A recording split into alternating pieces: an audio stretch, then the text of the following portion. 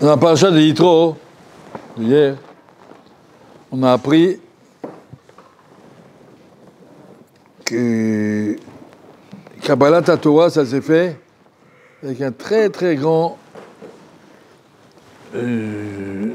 bruit, beaucoup de bruit, qui s'est répandu à travers le monde entier.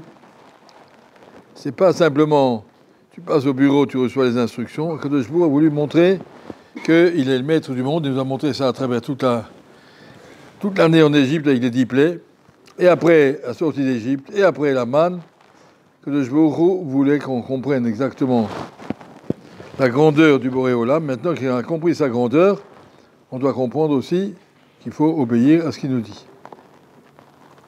Il y a un bonhomme dans le monde, imaginez il se prend pour le roi du monde, il est le plus riche du monde, il envoie des instructions, on est obligé d'obéir, sinon attention, il va se fâcher. Même ça, un président des États-Unis, n'importe quel, un monsieur comme ça. Personne ne peut dire le contraire, on a peur de se battre. Alors, Kol Sheken, il ne faut pas se battre avec Akadosh Baruch Hu. Ça veut dire quoi, se battre avec Akadosh Baruch Hu? Que si c'est marqué, sauf Zman Kriyat Shema à 8h20, eh bien on ne dit pas le Shema à 8h21. On ne peut pas se battre contre Akadosh Baruch Hu. Toi tu veux, moi je ne veux pas. Ça n'a pas de sens. Organiser, le ratri là, c'est pas grave. Je sais pas, moi c'est pas grave. Qui a dit que c'est pas grave? C'est très grave. Chaque chose est très grave. Il n'y a pas d'à peu près dans la Torah. Il faut être conscient que Kabbalat HaTorah, ça veut dire dans tous ces détails. On ne peut pas faire Kabbalat HaTorah des choses que j'ai envie, quand ça me vient, je suis d'accord, je suis un bon juif. Quand j'ai pas envie, eh ben j'ai pas envie. C'est pas comme ça que ça marche. Toute la force du matin de Torah était de nous montrer la puissance d'Akadosh Baruch Hu. On ne peut pas se battre contre Akadosh Baruch Hu. D'un autre côté, Akadosh Baruch Hu, il nous promet des choses, il nous les donne. Akadosh Baruch Hu nous dit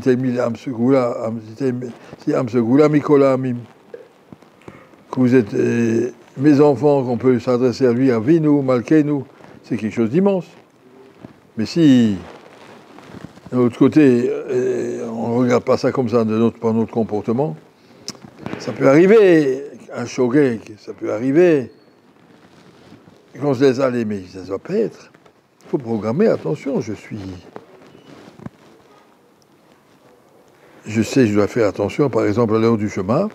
Je sais que je dois faire attention aux mitzvot de Shabbat. Je sais que je dois faire attention aux brachot, de ne pas sauter une bracha, ni bracha rishona, bracha rona. On ne peut pas s'amuser avec le Mishnah Berurah, avec l'à peu près. Il y a eu une histoire hier, une histoire très connue. Un rav qui était à la yeshiva à Vilna, Ramailes, la yeshiva de Ramailes, c'était la grande yeshiva de Vilna. Et on lui a annoncé, c'est la Bachour, la yeshiva, que Chafetz Chaim allait venir à Vilna exceptionnellement. Chafetz Chaim, il habitait à Radin, il n'y avait pas tellement de trains, de bus et de moyens. Chafetz Chaim va venir à Vilna. Tout le monde voulait voir le Chafetz Chaim. Il a fait des drachot, il a fait des brachot aux gens.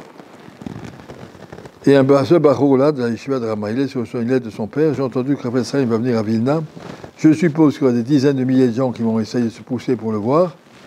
Je ne voudrais pas que tu te pousses avec eux. Je ne sais pas qu'est-ce qui peut arriver. Il peut arriver il y a des gens qui vont s'étouffer dans les choses-là. Je ne veux pas. Reste à la yeshiva et c'est tout. Va étudier. Tu auras un route aussi si tu étudies. Je ne veux pas que tu te pousses là-dedans. C'est pas bien. C'est pas sécurisé. On ne fait pas ça. Bon, le petit garçon était triste, ce barreau. Mais son père lui a dit, il a obéi. Il a dit, tous mes amis sont arrivés sur Chafetz Chaim. Chafetz Chaim donner à chacun une bracha d'arichut yamim. De vivre longtemps. 95, je les ai vus un après l'autre. Ils sont décédés. 95, 93, tous ont vécu longtemps. Mais si au moins ça se fait que j'ai vécu longtemps, parce que j'ai vécu plus longtemps qu'eux. Quand il a eu 95, que ses derniers amis qui avaient reçu la bracha de Chafetz Chaim sont décédés, il a dit, moi je suis encore là, comment ça se fait? Eux, ils ont eu la bracha, moi je ne l'ai pas eu. Il a expliqué à ses enfants, moi j'ai eu la bracha d'Akadosh Baruch Hu. Kabed avicha vetimecha, le man yarichun yamecha. Honore tes parents, tu vivras longtemps. C'est une bracha d'Akadosh Baruch Hu, encore plus que la bracha de Chafetz Chaim.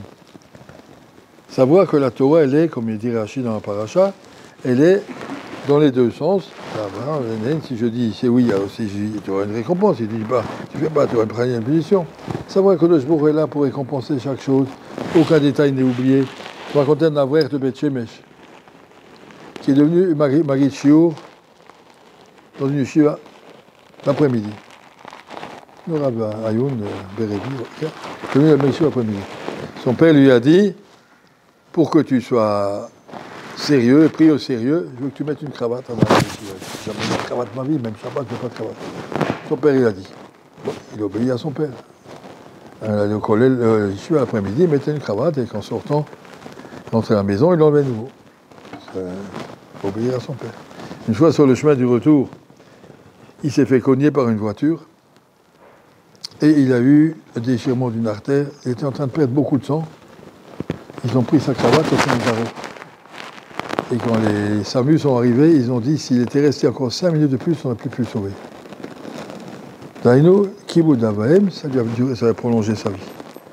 Je m'aurais dit, je donne une mitzvah, je te dis le Sachar, le manière, tu vivras longtemps. Respecte tes parents. Il aurait pu dire à son père, non, j'ai pas envie, son père lui a demandé, on ne discute pas. Et comme ça, sauf si c'est une avéra, mais si c'est pas une avéra, voilà, on fait, il a mis une cravate. Ça t'intéresse pas, je le fais pour mon père. Mais ça, c'est pour nous apprendre, la Torah, c'est pas quelque chose qu'on peut contourner, qu'on peut s'arranger, c'est précis, tu fais, tu fais pas le contraire.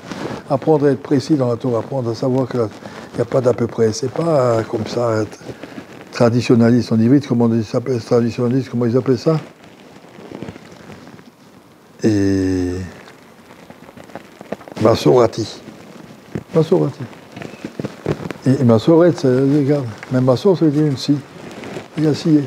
Masorati, je choisis ça, oui, ça non, ça je fais pas. Je ne vais pas faire moti à Soudash légit, il ne faut pas exagérer. Oui. Alors ça c'est Masorati, j'ai coupé. Il y a certaines mitzvot qui ne me concernent pas. C'est pas comme ça.